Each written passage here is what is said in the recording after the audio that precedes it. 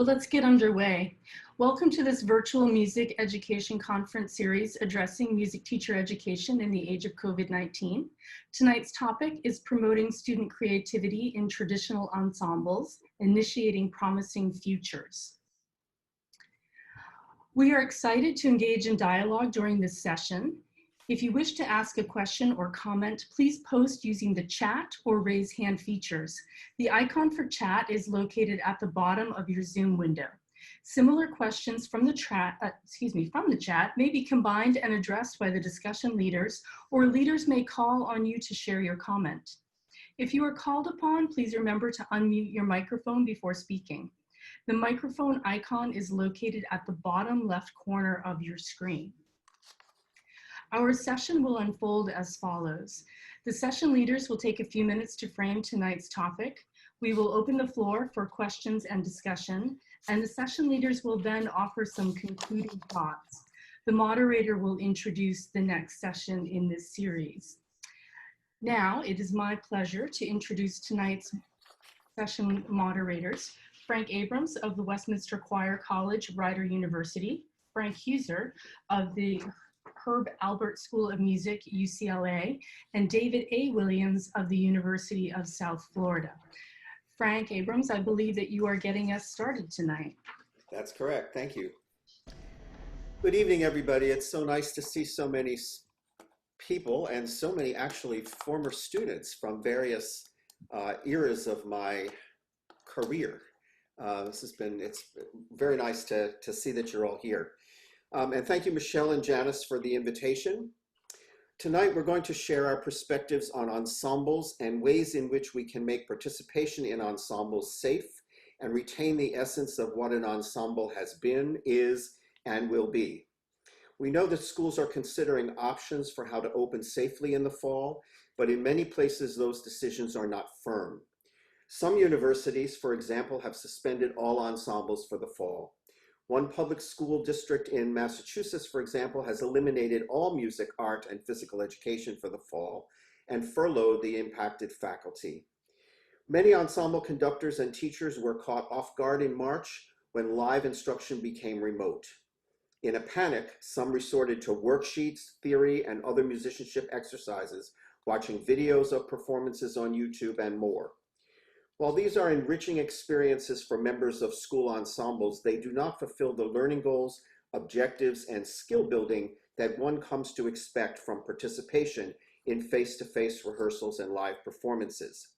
We have all seen the many videos of virtual performances, and while participation in them does empower independent ownership of one's part and other unique objectives of their own, they require considerable expertise to edit and to ensure that the performance is of acceptable quality. And this is not changing. There we go. Tonight, we're going to explore the ensemble experience from 3 different vantage points. I will talk about choirs. Frank and his guests, David and his guests, will suggest where creative elements can be a significant part of what students do in instrumental and vocal settings. To frame the discussion, I suggest the following questions. What can we do online that we could not do face-to-face? And what would be meaningful, significant, and consistent with the goals of performing in an ensemble? What ensemble skills might students build independently on their own in a virtual environment? How does the role of the conductor change? What kinds of creative activities might performers do independently, asynchronously on their own? What kinds of activities might performers do in small groups with or without the conductor? Let's look at each question one at a time. What kinds of activities might performers do independently, asynchronously on their own? Several come to mind. Learn their parts so that when we are back face-to-face, they know their music. Dig deeply into the music, listening to and critiquing YouTube performances. Explore the historiography and performance practices to share with other ensemble members. What kinds of synchronous activities might they do? They could study a band, orchestral instrument, or voice with a teacher online. They could hear a lecture or presentation on some aspect of performance practice, or instrument vocal technique, history of their instrument, care, repair of the instrument, vocal health, and so forth. And they can participate in a discussion to critique a performance everyone watches together. What kinds of things might performers do in small groups with or without the teacher conductor? Shea and Alsop conceptualized the large ensemble as a collective, a flexible hybrid paradigm in which multiple projects exist simultaneously and are loosely connected in a community of support. We could look at project-based learning. We've talked about that in other webinars. That could include chamber music experiences, musical composition. We could look at Lucy Green's conception of informal music learning. We could consider virtual performances. We could also consider soundscapes, which is the acoustic environment as perceived by humans in a particular context. They arise through the interactions between external and internal forces within a community, and they refer to a performance of sounds that create the sensation of experiences of a particular acoustic environment. I have two examples of experiences that foster learner agency by empowering students to take responsibility to seek out and master content on their own. The first is improvisational chant. And while the performers in this video are not remote, the improvisation might easily transfer online. Take a listen.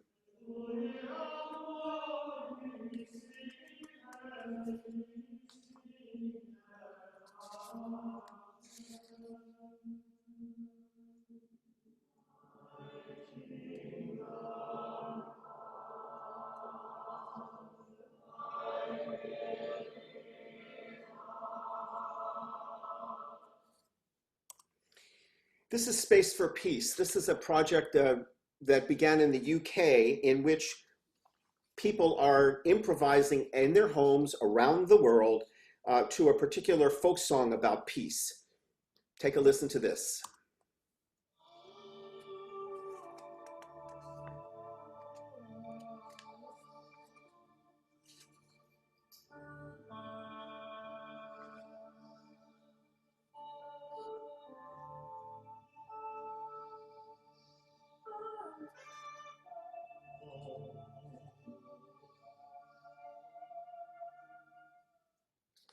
Relative to singing, choral rehearsals and performances, the jury is out. Scientists in Canada and in the United States have studied whether singing and group singing is more likely to spread the coronavirus than speaking. The reports are actually inconclusive. This very day, the American Choral Directors Association, ACDA, issued a report with recommendations. I urge you to check that out. The report includes rehearsal plans for all levels, including community choirs and church choirs, and their suggestions for games and activities that build community, which is a hallmark of any ensemble experience. In terms of choir, however, the question remains, can we do any rehearsing and performing in real time? Well, you can sing in masks, in small groups, socially distanced. Here are two stunning examples by Collegium 1704.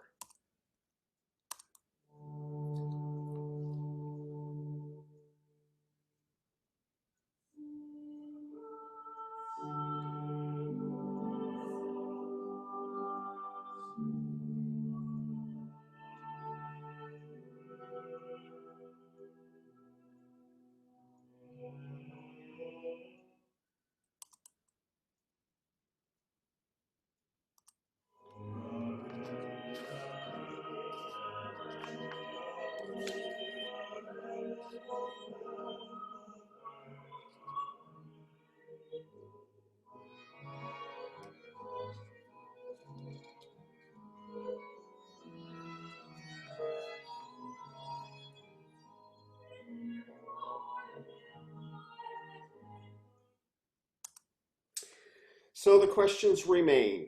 How does the role of the conductor change? Ensembles are usually conductor-centered, and how might we make them more performer-centered? Conductors might find opportunities to facilitate the performer's skill to learn online. Conductors will need to change their focus from end product to ongoing process. Many, many questions, not so many answers, but I'm going to turn the discussion over to my colleagues for their input. Thanks so much.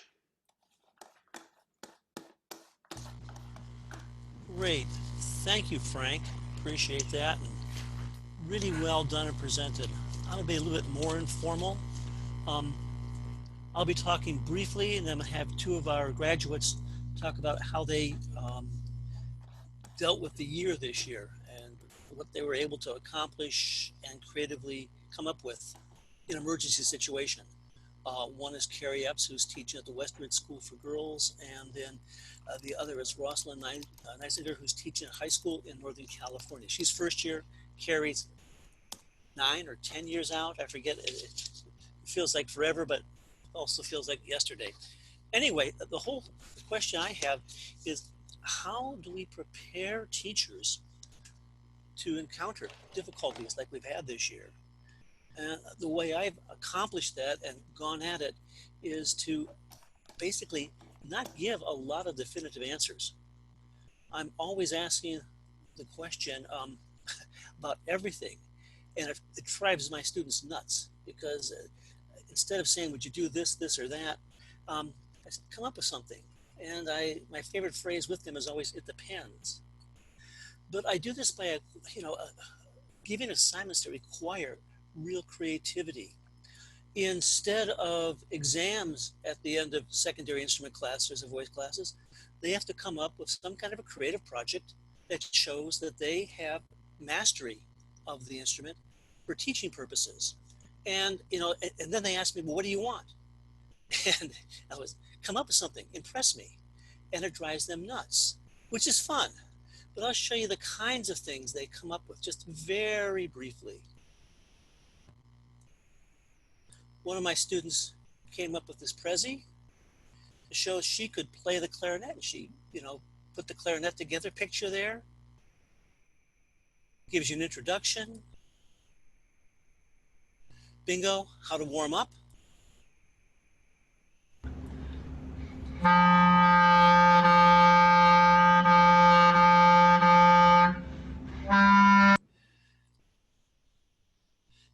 And explanation of what she's doing, and it goes on through her playing repertoire. And I try not to show that to other students so they can come up with their own creative things. But I'm very interested in what can you do to do something new in your classes.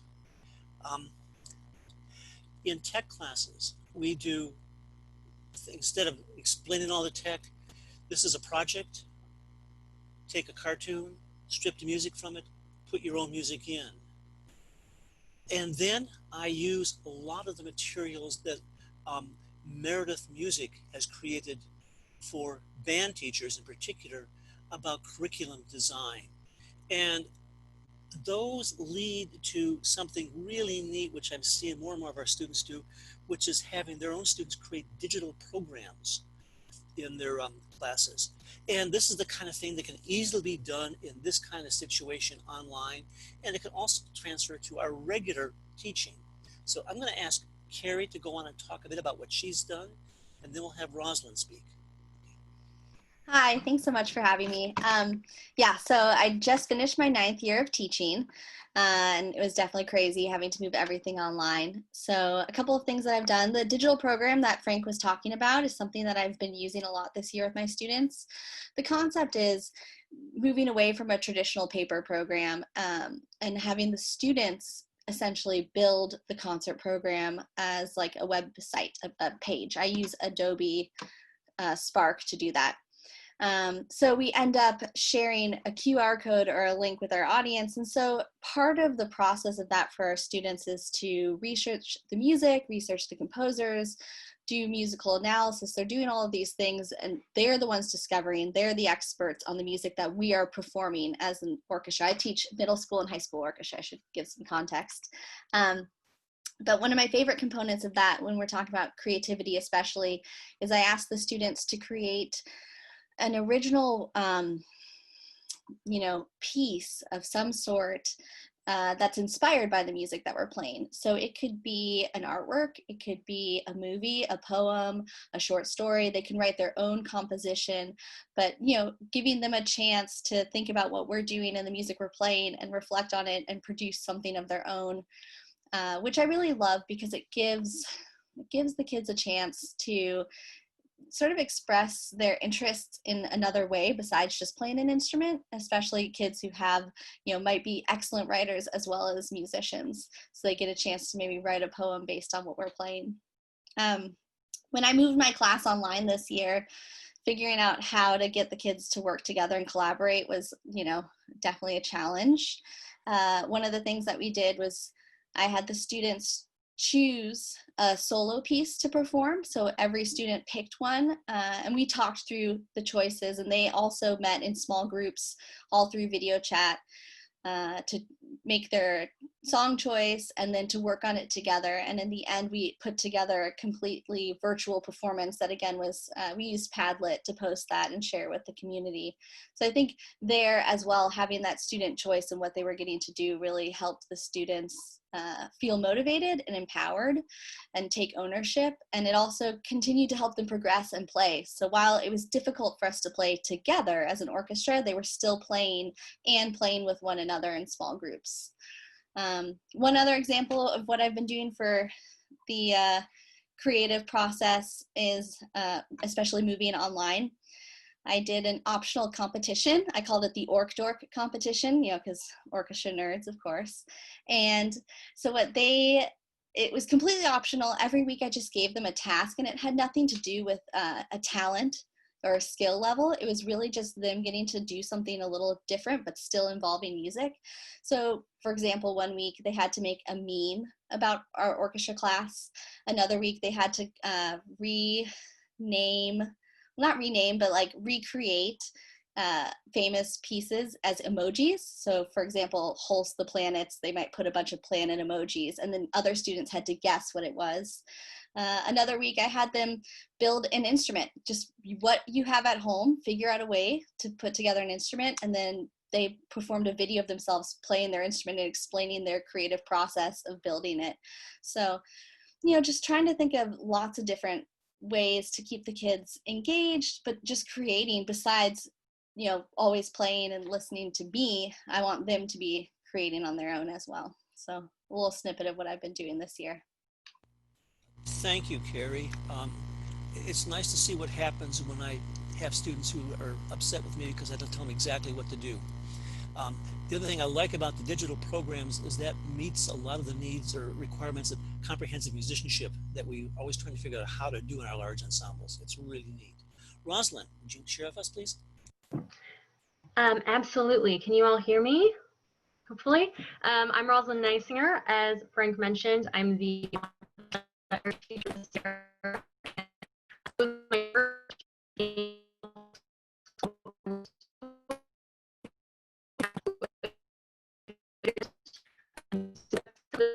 Teachers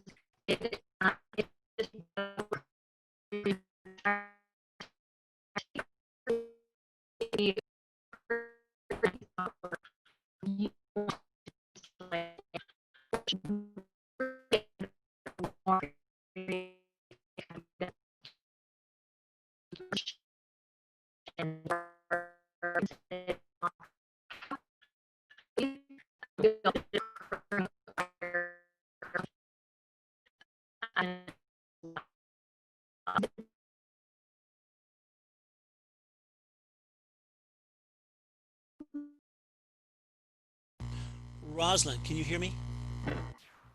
Yes. Now it's working better. It wasn't working there for a minute. Oh, oops. Bad connection you get. All right, can you hear me right now? Yes. All right, so overall, I'll just say that these assignments and individual choice activities that we did in no way can replace the traditional. Speaker is not working. Okay. I will bow out. Thank you. I will talk with you tomorrow and we can write this up and send it out, okay? Thank you. Thank you. Thank you, everyone. Hey, Frank, if I could jump in. Rosalind, you might try turning off your camera. maybe that'll give more bandwidth Can you hear me? so far. I'm worried that it'll break up again. Give it a quick try. Quick try. Basically, I was saying, in general, these individual assignments can't stand in for what we do as a traditional ensemble and what we create as a class together. But what I saw happen was a lot of pride in what was going on.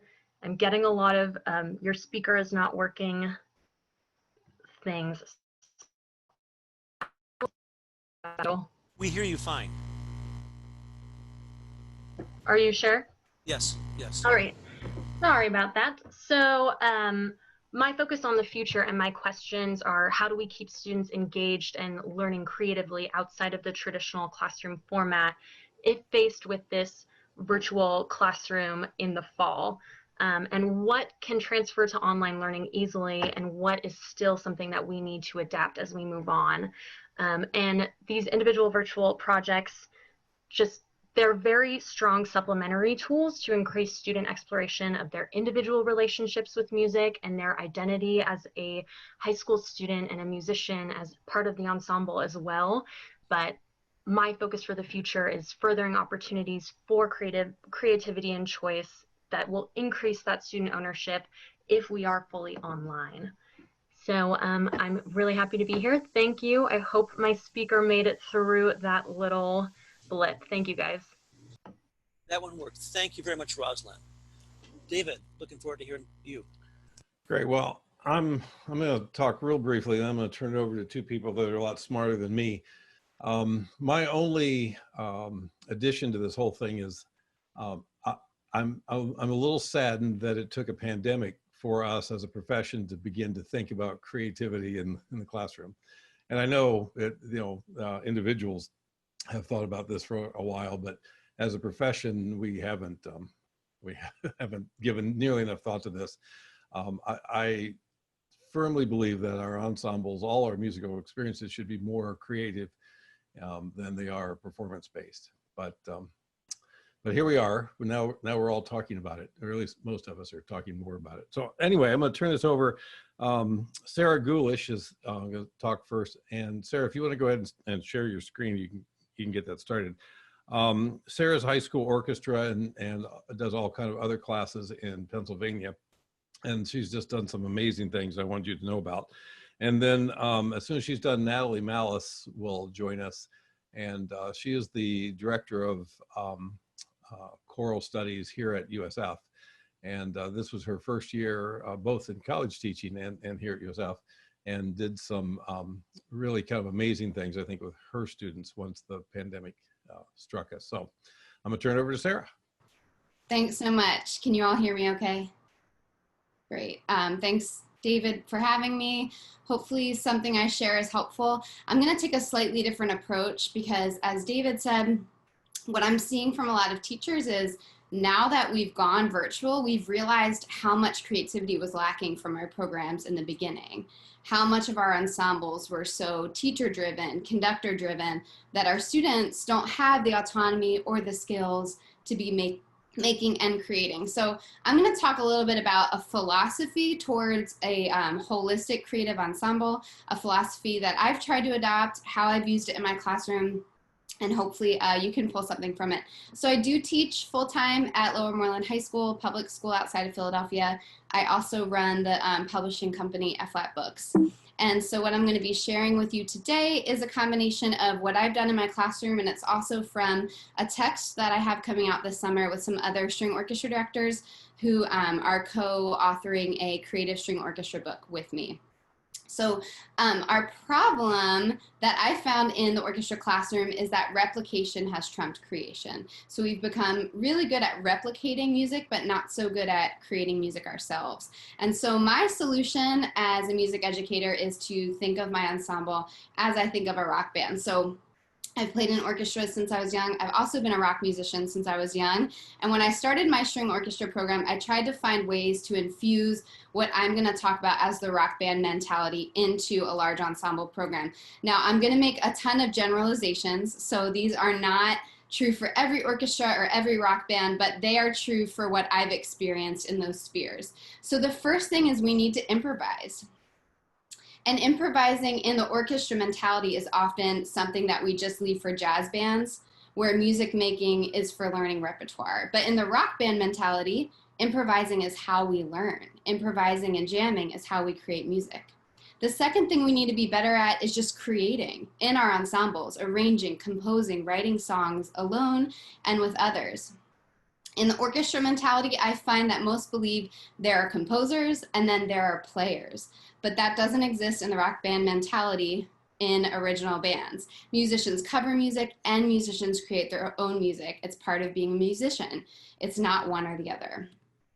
We also need to be sharing, and I think something that COVID has helped with is showing process and not just product, and to start creating what I'm going to call teaching learning feedback loops. So in the orchestra mentality, we only show the audience the best of the best, and we also rely on master teachers to convey knowledge.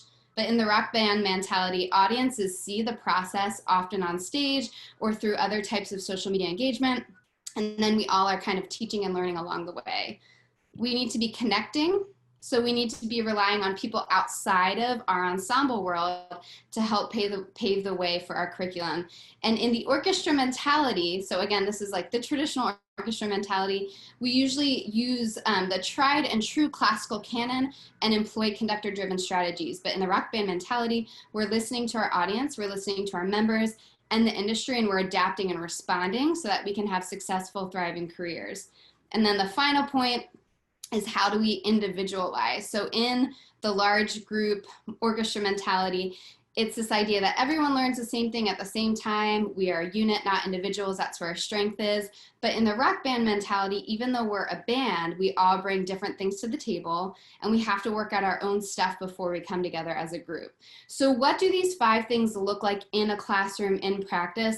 And I'll show you examples that could be both in person or virtual, because what I'm hoping is that this creative expression doesn't stop when we're back in person, that we're actually reinventing our ensembles far beyond this closure period. And so these are just a few examples, and I'm going to share this presentation because we don't have time to listen or watch these, but if you want to go ahead and explore them on your own, you can. So the number 1, improvise. This is an audio file of a jam session that my students did together. And again, this is part of making it our regular practice to improvise. This isn't just something we did in a day. It's part of what we do as a group. Number 2, under creating, I have a compilation of student created arrangements and songs. Number 3, under share, I have 2 examples, one of which I've worked with David on. He's come into my classroom to work with my students. We do on-the-spot composing, so my students will compose in real time at a concert based on parameters that are given by the audience, such as key signature, time signature, mood, and some other parameters that they give. Below that, you'll see an example of a tutorial. So in this teaching feedback loop, all of my students create tutorials for students at the younger level, so in our elementary and middle school. So they're not only the learners, but they're also the teachers within our program. We talk about connections, so I do interviews with social media influencers like that viola kid, which you can see in that video below. So I can connect my students to what musicians are doing, who are entrepreneurs, who are making money in the industry. And then finally, individualizing. How are we allowing our students to be creative in their goal setting and working forward to become better musicians and not, having this one-size-fits-all approach to our ensembles. So I'm happy to share this or talk any more about it if you'd like. And you're also welcome to connect with me if you have any thoughts or questions. And that's it for me. Well, thanks so much, Sarah. Neat words: notice and wonder. Notice the emphasis on muse in the word music, and wonder what the source of inspiration is for our students. How do we encapsulate the ways in which people make music? One of the things that has now become clearer than ever is that there is no single way to have a musical experience. So here we are, we're living life through this lens of virtual reality. And our goal is to continue to foster an environment that supports creative expression. So I began with a conversation to my students. Due to the nature of the large ensemble classes, it was going to remain a challenge for us to find ways in which to recreate the organic classroom environment using our online instructional methods and technology. So I asked them, what did they want to gain from an online large ensemble instruction? And what ideas did they have for recreating large ensemble rehearsals online? So their response was fantastic. And their responses came with transparency and alerted us to challenges that not even we thought of. So they were concerned with the ability to create simultaneously. They were concerned about the lack of spontaneity and that personal connection that we have when we're together. And they didn't want to feel alone. So while many of us labeled conductors or teachers, our roles as the leaders in these scenarios were now strengthened as facilitators. So I developed a series of questions for them, and the most important question they found success with was, instead of me saying, here's what I want you to do, I asked them to show me what they can do, noticing that all students have limitations when they're together or apart. So in no particular order, these are student-driven ideas that I helped facilitate so we could create our concept of music making together. Poetry Pass. I teach and conduct choirs, so one of the things we get to use to our advantage is text. So I had students come up with their favorite poetry, and for many of them, their source of poetry were just inspirational words or quotes or rap lyrics. And what we did is we tied them with somebody across the choirs. So we tried to cross-pollinate in a way to get people to feel a sense of community so they didn't feel alone. And what we did is had everybody share their text of choice, talk about how it inspired them, tried to find music that could recreate that sense of inspiration. And then from there, had them program it. So we created what we called a playlist culture series. Knowing that everybody wants to go from point A to B with some source of inspiration in the background, our students came up with playlists, all walks and varieties of music, something that was representative of how they were feeling at the time, because music is different, because we are different people each time we experience it, even if we are simply recreating something from Mozart or Bach or Pantera. So from there, we had a team tree. I liken myself to a coach. The students and the choirs, we are a team. So we had a buddy system. People would do phone calls. They would do FaceTime to check in on one another, to monitor their progress. Because one of the hardest things to do was to feel not able to be there for our students, to be there to watch them struggle, to see their journey in the process. So I asked students to send me videos of their process, the learning, their frustrated or their think face, as I call it.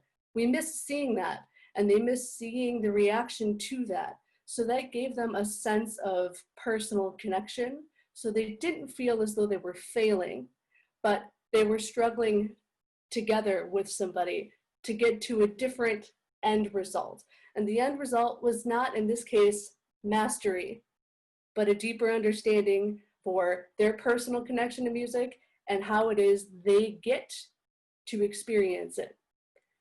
One of the other things that the students were really upset by was the idea that we couldn't perform in person, because for many of them, while the process is important, the performance is where it is. That's where all the energy collides, and it's something that is unique to that individual.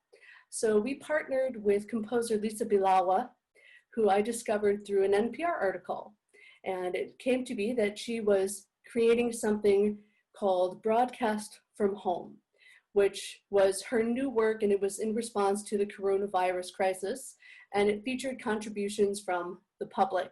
So it could be anybody, not just musicians. So I contacted Lisa, and our students became involved. And it would be little fragments of things, some spoken, some screaming, some sung, that they would get a chance to record and submit. And soon it came to be that we were creating music with people all over the world. And that's something that we didn't have access to before this. And right now it's something we're hoping to continue as we go on.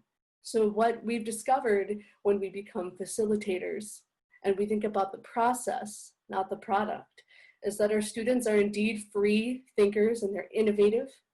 And I think that it's important we continue to encourage them by providing a platform which allows them to be expressive and share their ideas. Thank you.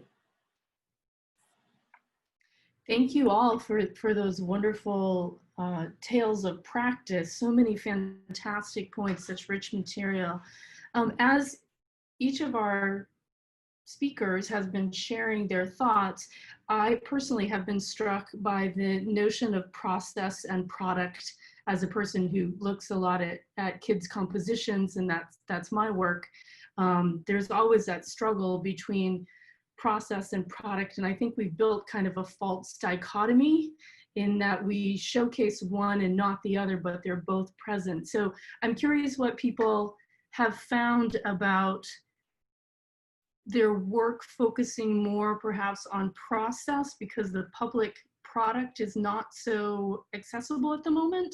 What are the richnesses of that process, and how can we showcase that process as we go forward?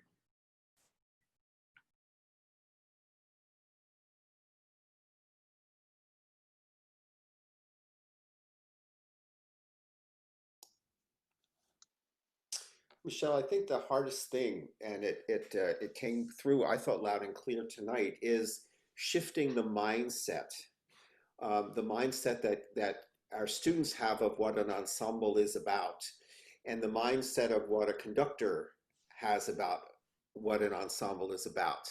And the question has been quickly, you know, how do we take what we do and put it in cyberspace? And I think that I think some of these ideas that we heard tonight were very process oriented, and I think that I see things on Facebook, you know, about small programs that people are doing, or they're going to showcase their school program to parents online.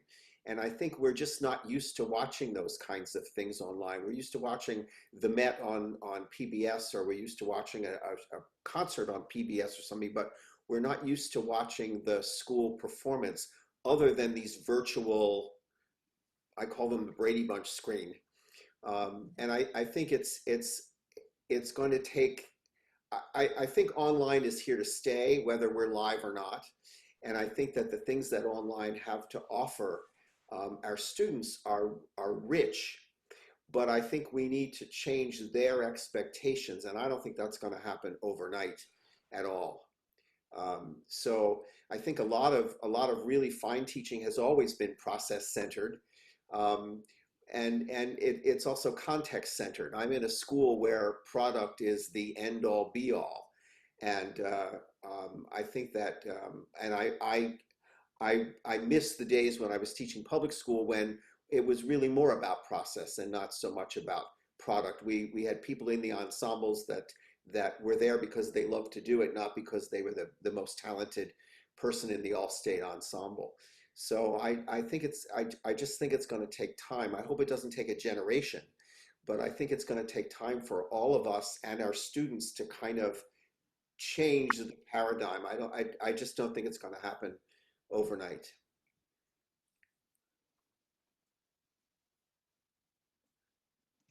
But I'd like to say, you know, I think one of the problems with this Brady Bunch format is that it really is not conducive to playing together.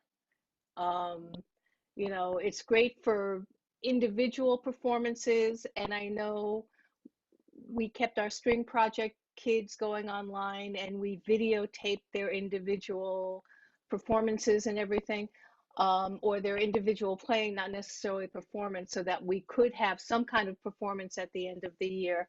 but the problem is, until we find a technology that, without the latency issues that we have with this kind of format, it's not really going to be satisfying to our students who love that feeling of playing together.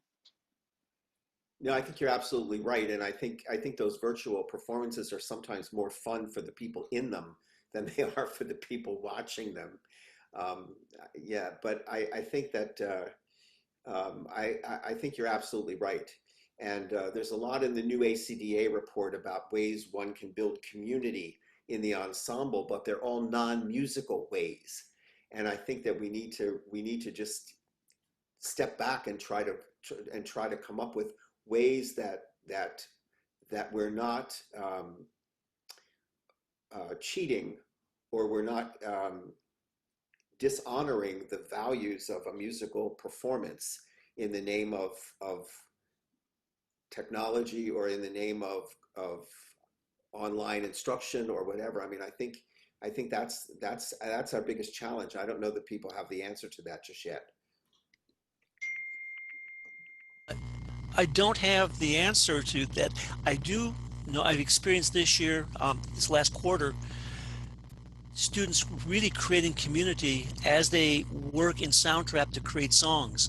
The kind of camaraderie that happens as they very intelligently critique each other's work, and more experienced students help less experienced students, is amazing. So it's a different kind of community. And I didn't believe you could have online community. A number of years ago, I reviewed the book Communities in Musical Practice by Bill Kenny, and it has a chapter on online, an online Irish music community with people in Milwaukee, South America, way beyond just the usual local area. And I was going, oh, how do you really create a community there? She describes it. And then I got to experience it this year with this Soundtrap class I taught for non-majors. A young lady in Turkey, another one in Vietnam, a Chinese student who couldn't get home after COVID, and how they came together and supported each other. So we have to look at maybe expanding our definition of community. So that's just a thought. And it still doesn't replace that magic that happens when I respond to somebody else who's playing and they respond to me. But we have to really move beyond just what we've been thinking of community.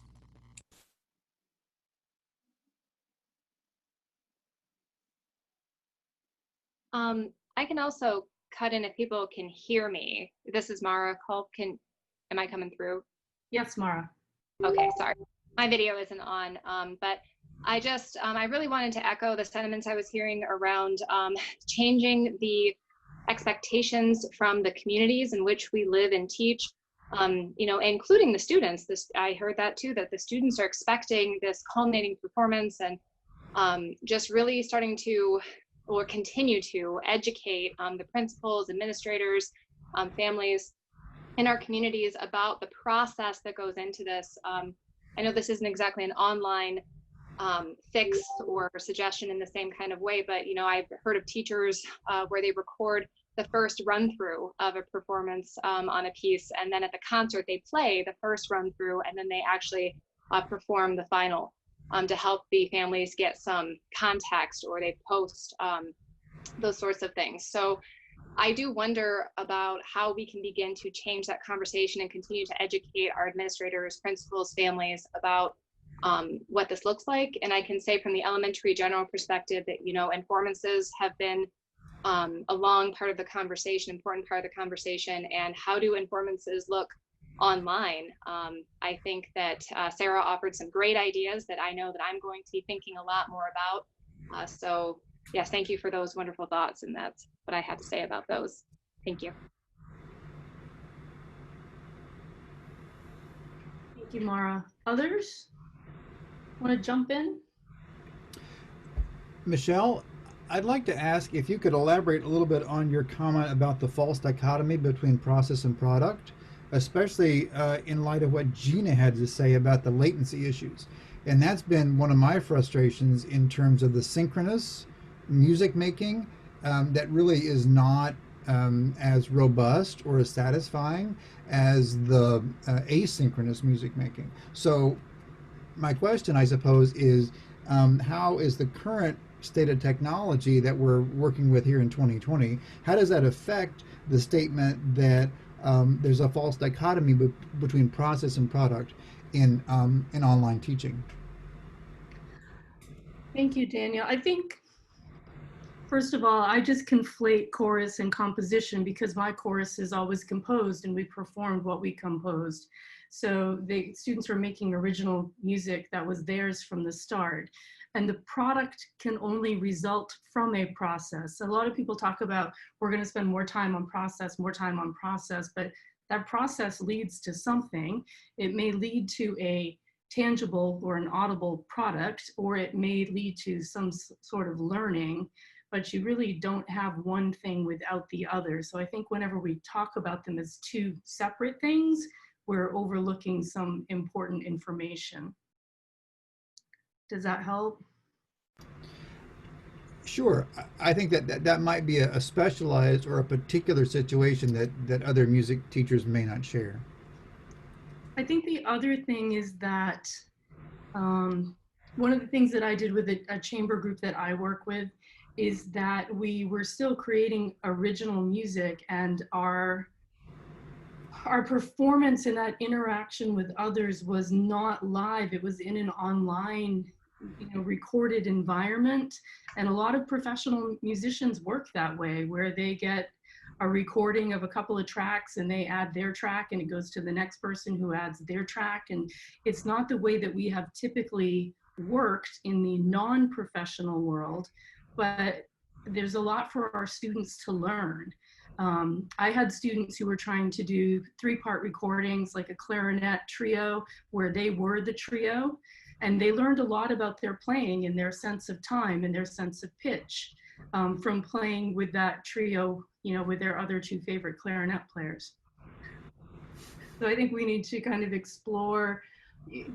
I think there's a valuable landscape in that online or recorded performance that we haven't played with yet. And I totally get that it's not the same experience, and I don't think we need to compare them. They're different things, but there is rich learning to happen in that recorded environment too. And right, maybe the online environment or the virtual environment maybe illuminates the process versus product dichotomy that we've been discussing for years. So I don't have any answers, but I was just curious to know a little bit more about your perspective on that. So Yeah, thank you. great question. Thank you. Can I say something along the lines of just being in an ensemble? When we moved to remote learning, I think one of the first things that I had to accept as an educator was that my class was not going to operate the way it normally did, right? Like, this was not going to be an orchestra class like it traditionally is when we're in person. And so I think, like, as much as we all want to give our students that same experience that we know and value, and that community of playing music together in that way, I just think that at this moment, the technology is not there for us to do it yet. And therefore, it just required me to think, what else can I do to give them the skills that I want them to have, to give them the experience I want them to have? It just is going to have to look different. And it was definitely hard to take, because, like, what we love to do is make music with our students, right? So it was a challenge. One of the few apps that I've seen that have actually worked fairly well as far as creating a feeling of playing together is a cappella, which allows you to record with yourself or with others. The challenges with that is it costs money, as well as it has a social media component. So with minors, you want to be super careful as far as pushing out any type of application that involves social media. So I ultimately didn't use it, but I tested it for myself and it was fantastic. And if it was some way to make it as an educational, platform, that would be fantastic. But at this moment, it's sort of, I don't know how we can really recreate that, because I think it's truly an in-person experience. So it's a matter of what else can we do.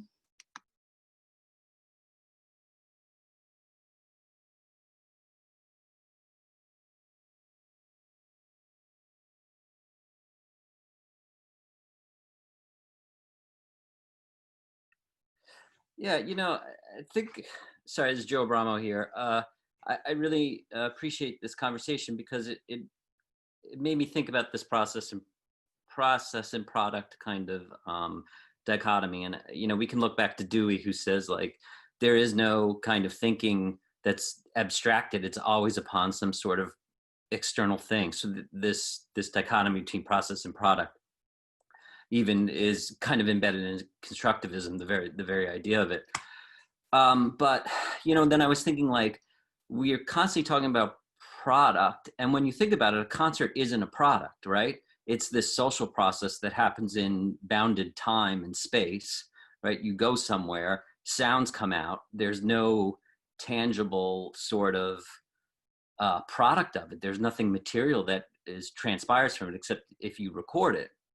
And then when we go online, it's actually the opposite. It's this intent focus upon products that that seems to be the hallmark of what it means to be online and what it means to do any sort of mediated sort of music making in 21st century, with recordings and the post performance and music that is not captured but created. So I think there's a danger if we think that we need to move more towards process, because in some ways it's the exact opposite that's happening when we go online.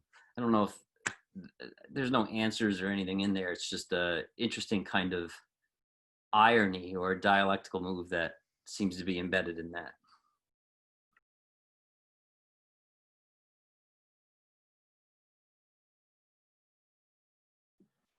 I think it's a really interesting idea that when we put ourselves into online environments, it's a product. I always think of a concert as a process. It's a step in the learning process that students put on a concert. And there's a reflection period that needs to happen after that concert so that they continue to learn. So it's really interesting to me, Joe, that you raise the online environment as a product. I have to think about that more. Thank you.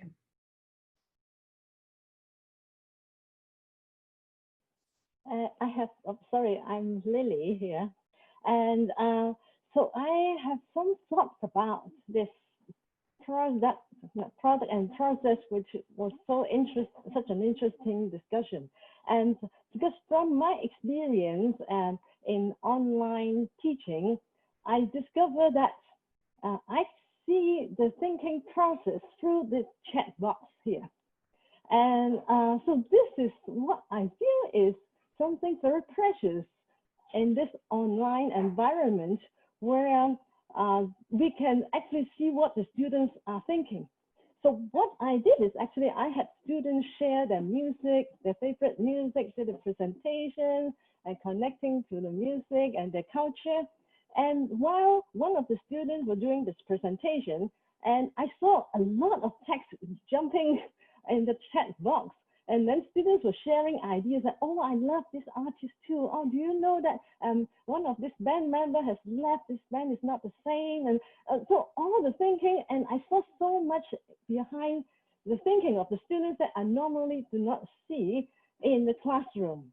Because when somebody is presenting, usually everybody keep quiet. But because of this quiet possibility of sharing ideas through text, and actually this new generation of students, they are absolutely good at texting and sharing their thoughts through text.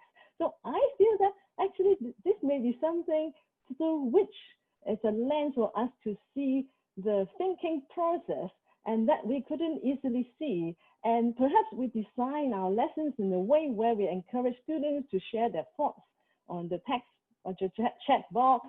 And I think this is amazing. When we talk about processes, that's what I have to say. It will be interesting to see how many kids come back in the fall to our ensembles if they know that they're going to remain online.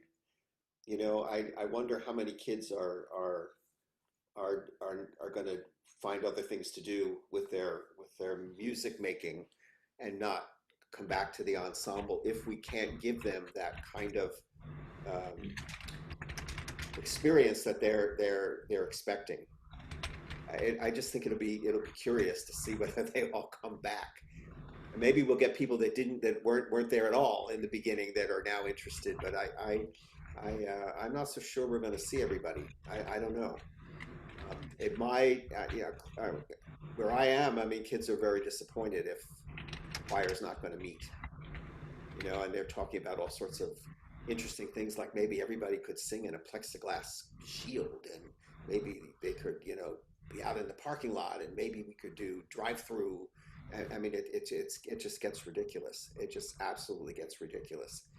So I don't know. There's been some fabulous ideas tonight, but I just wonder how far we get away from the traditional expectation of what an ensemble is, being in the orchestra, being in the band, being in the choir, before kids say, that's not what I am interested in.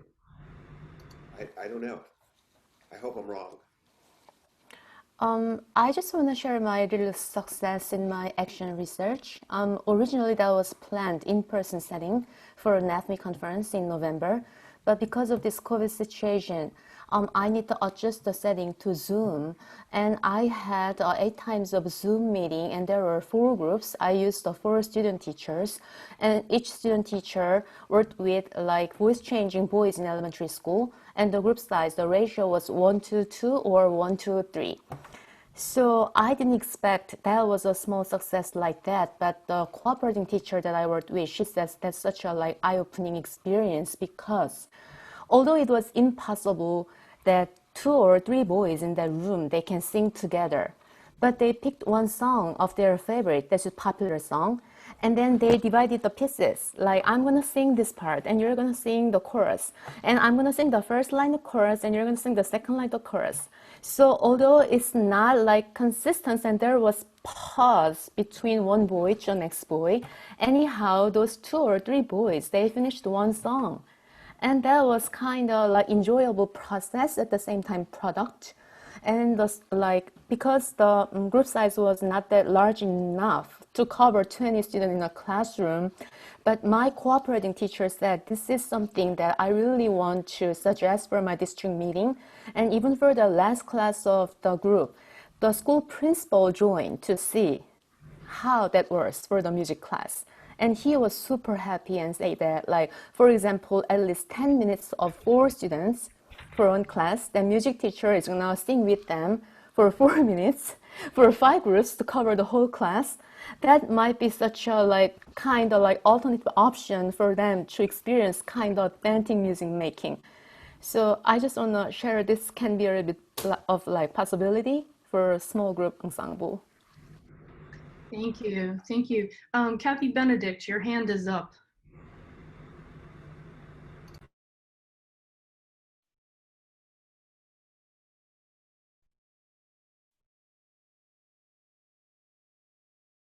You're unmuted, but we do not hear you, Kathy.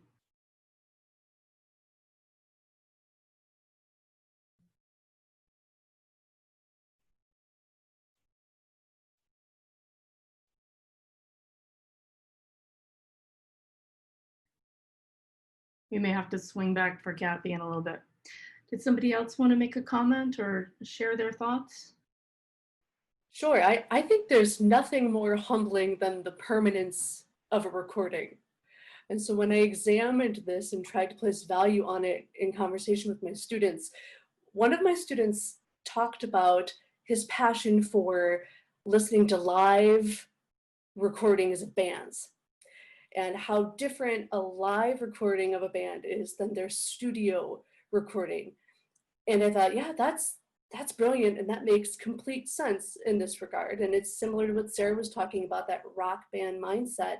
And what I think we can come away from in this regard is knowing that there's value in this conversion to online presentation, knowing that we can continue some of these things as valuable tools and assets when we do go back to normal. And I would challenge that what normal is might not be the most effective way anymore to create musical experiences for our students, to harness and empower the artistry that our students have, no matter how we label them, music major, non-music major, street musician, and that everybody does have value and worth in a creative environment, and giving them the tools to express themselves is one of the things that we can, as advocates, do for them no matter the platform.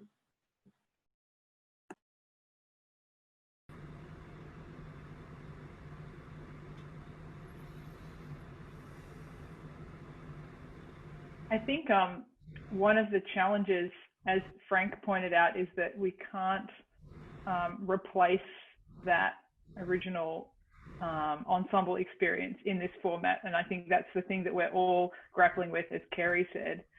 And that we can kind of come back to this idea of, we've talked about, you know, is the concert a process or a product? Well, the concert is an experience. And what all musicians do, whether we're in this pedagogical context or in a professional context, is create an experience for an audience. And I think that that's what we can hand over to our students in this time, is how are we going to create an experience for people? And maybe that's a work in progress experience, or maybe that's a informant style experience, or maybe that's a here's me playing my part experience, or our digital program notes. But that's what artists do, is share experiences with people. And we're in a time right now where we can't replicate what was the previous status quo of the normal typical rehearsal and the typical concert, but we can still engage that creativity in our students to make something for other people. Because we've talked a lot about students and what they're learning, which is really important, but really at the end of the day, the thing that we're kind of getting a bit sticky on is how do we share something with other people, and does that sharing thing have to be perfect? And like Sarah was saying, rock bands don't just share the perfect studio album, and like Natalie said, it's also that live experience, which is what we love. And so how can we create and bring some of that excitement and, you know, nervousness and fear sometimes of the what is going to happen in this live context we don't know, which is exciting and something that we could try and bring to this online context.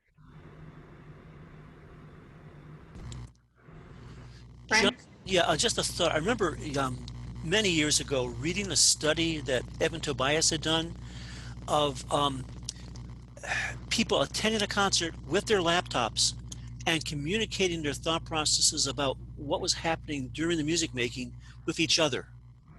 And this is getting to Kathy's point of the thinking about what's going on while it's going on. It's too bad you can't also share it with the performers, but it's just another approach to looking at what we do and encouraging people to think. And we discover that people think very deeply about music, whether they have the kind of formal theory training we give our students or they don't. So this is no answer or anything.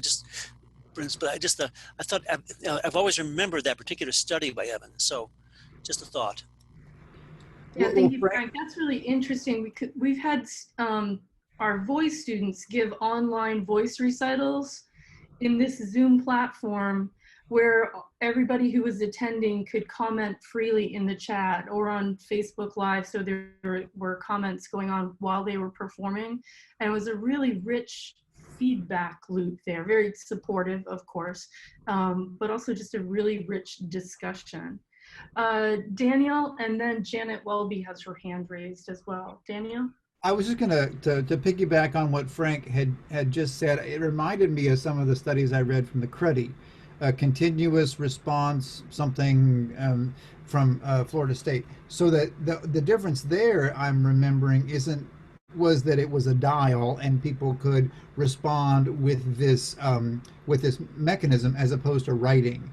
And so that was my other comment about Lily's thoughts, that it was text-based, talking about how they were thinking in terms of music, but it was through the lens of words, of text, which is not a terrible thing, but it is another step removed from the musical experience. So that was just my observation, that, you know, I appreciate Frank's thoughts, and I think that Tobias study would certainly be analogous to what I remember from the CRUDI research probably back in the last century. Thank you, Daniel. Janet? Hi, this is Janet Welby from UMass Lowell. I have a concern about the direction we've been going in including all students in our music programs and in our ensembles. And not all students are comfortable with their musical skills individually. And yet when they're with the group, they ride the wave and they play and sing so much better than if they had to do it on their own. And in the online environment, they're having to do things on their own. They're muted and just singing with me, or if I'm trying to get something put together, there are not a lot of volunteers. And I even know from my experience with recorder players, the sum of the parts was not like the whole, because when they'd all play together, it would sound great, but you go one by one and not everybody really could play as well. And so I'm really concerned that the online environment may be impacting our mission to include all students in our music education. Thanks. Thank you, Janet. Great point.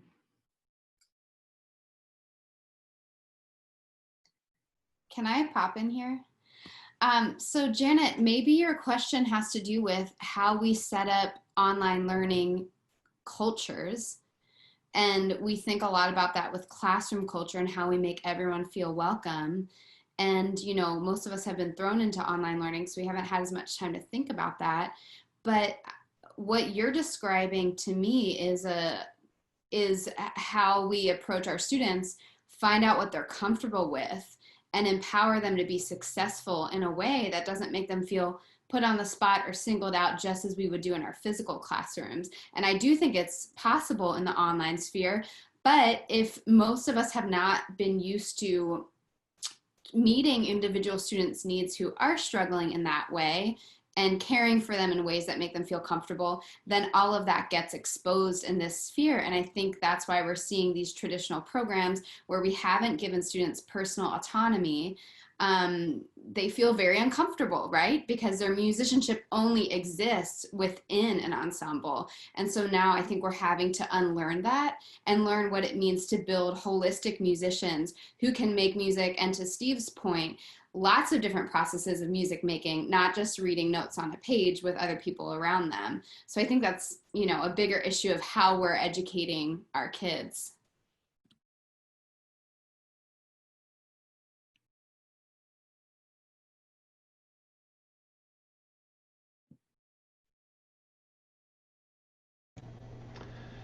Yeah, this is Brian Ackles here from Central New York. That's kind of the dilemma I had when I first started going online and teaching with the kids, is because we are choir, we are singing.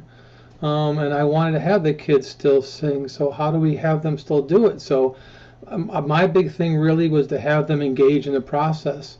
So we were using Sight Reading Factory, we were using Flipgrid, we were using Google Classroom and sending in videos, trying to keep the kids engaged, because there are those kids who are kind of on the edges and the sides of our ensembles that probably don't feel very comfortable singing.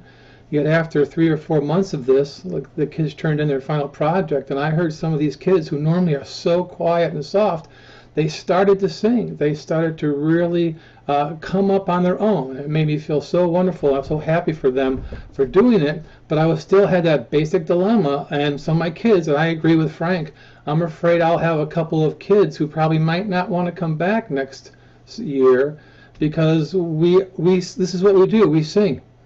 For me, for the vocal music teacher, so we sing, so I want them to sing online also, but I also respect how, as you said earlier, some kids just don't feel comfortable singing by themselves.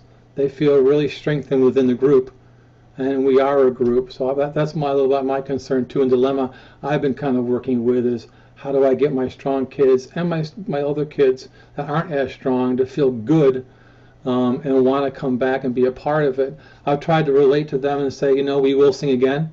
It may be a while, but we will perform again, and we will sing and be together in the classroom. So I kind of have that concern also that we talked earlier about keeping the kids engaged. David, I wonder if you have any final concluding thoughts, and then Frank, maybe some final concluding thoughts, and then maybe it's been a wonderful, wonderful discussion, and I think it could probably go on for a very, very long time, but it's about that time to begin to bring this to closure. So, David, do you have anything you'd like to say to wrap up? Yeah, I think kind of like what I said to start with. I hope. Well, I think this has caused us as a profession to think about things more deeply than we have in the past.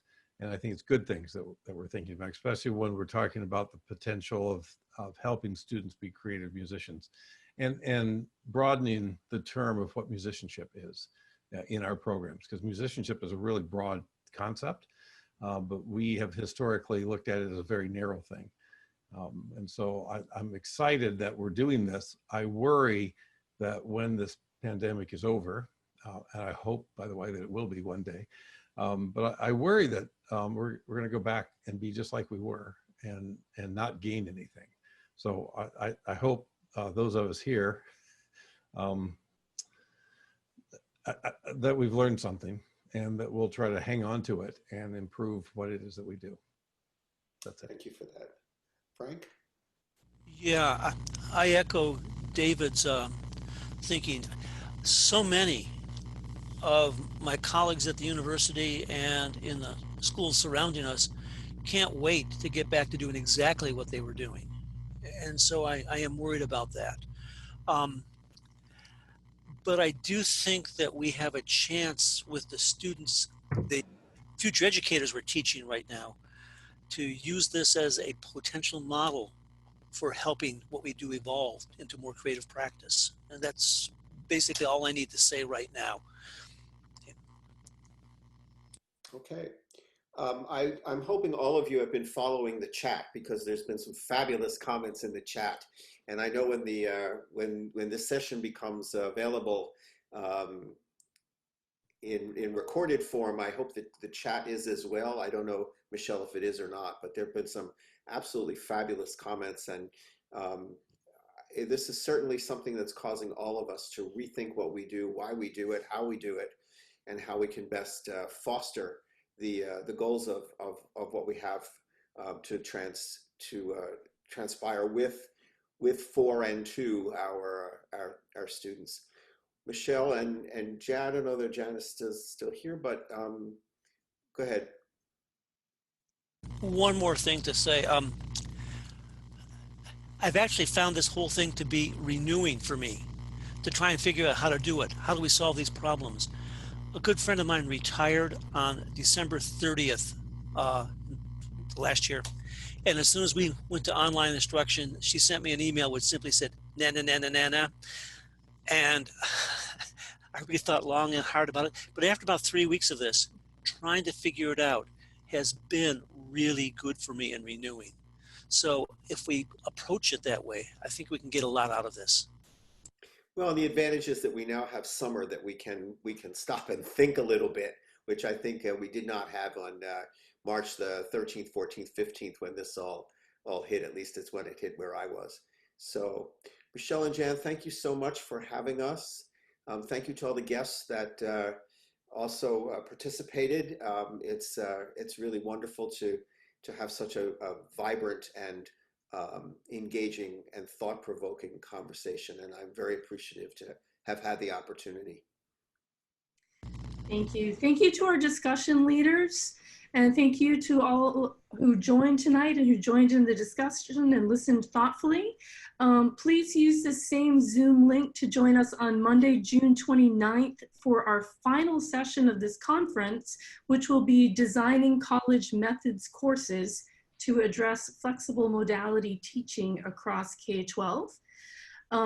It will take me 3 or 4 days to get this recording up. It will be up on our website. And this concludes session 4 of Music Teacher Education in the Age of COVID-19. Thank you all. Be well and be safe.